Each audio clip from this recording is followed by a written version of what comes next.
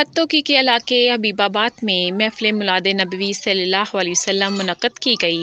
हज़रत अल्लामा मौलाना professor doctor Mahmood Ahmad Barkati ने ख़ुसूसी बयान दिया। महफ़िल के मेहमान ख़ुसूसी मौलाना मोहम्मद आसिफ नूरानी थे।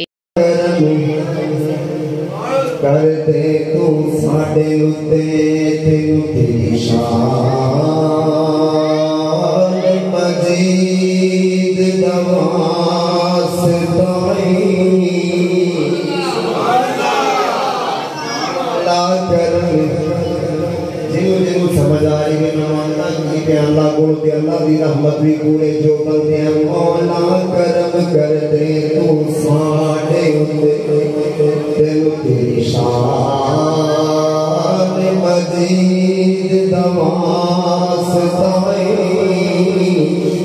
जेड़ी घड़ी विच जलवाए फरोज होया सोना उस घड़ी सईद दवा